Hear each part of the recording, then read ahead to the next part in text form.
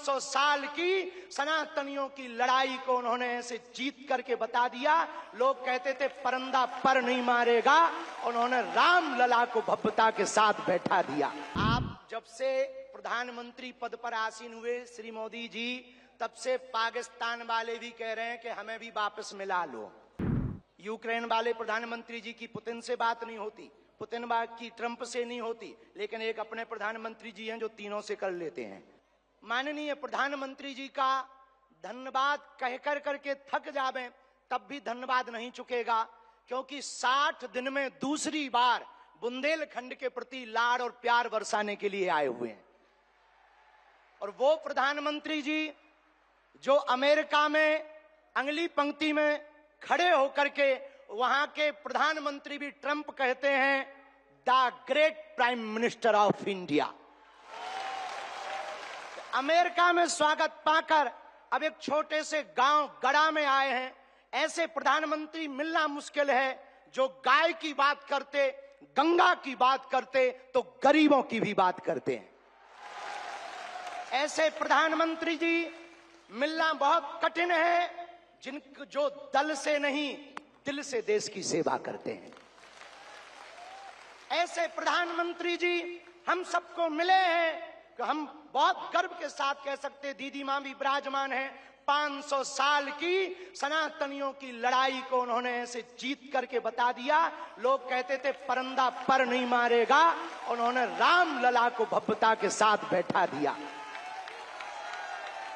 तो कुछ लोगों ने कहा कि भैया मंदिरों से क्या होगा, तो हमने जब अपना छोटा सा निमंत्रण माननीय प्रधानमंत्री जी को रखा कि हमारी सामर्थ्यता तो नहीं, गांव गड़ा है, छोटा सा स्थान है, बालाजी का स्थान है, हमारा निमंत्रण है, आपने बिना विलंब किए एक क्षण में कहा हम बनाते हैं और आते हैं।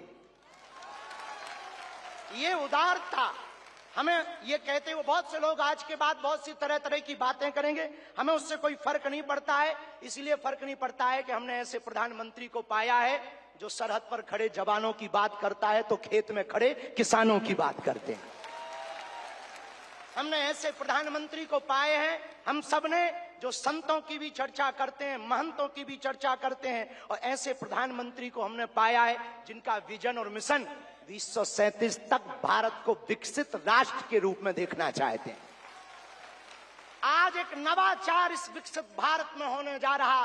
बुंदेलखंड की धरती से हमारे प्रियजनों, बागेश्वर धाम, पूरे भारत के लोगों, अभी तक अस्पतालों में मंदिर थे, अब मंदिर में अस्पताल होगा। और पूरे बुंदेलखंड के लिए ये सबसे बड़ा उपहार है, सबसे बड़ा वरदान है।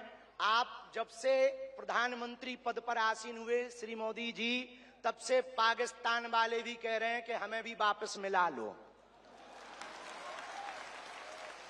ऐसी विकास की गति से भारत बढ़ रहा है, ऐसी गति से अपना देश चल रहा है। और एक बात बहुत हम विनम्रता पूर्वक आपको प्रार्थना करें, हमारे संत महात्मा विराजमान हैं, विदेशों से भी लोग यहाँ विराजमान हैं, एनआरआई सभी वर्गों के लोग हैं, यशस्वी माननीय मुख्यमंत्री जी हैं, हमारे क्षेत्रीय सांसद जी भी हैं।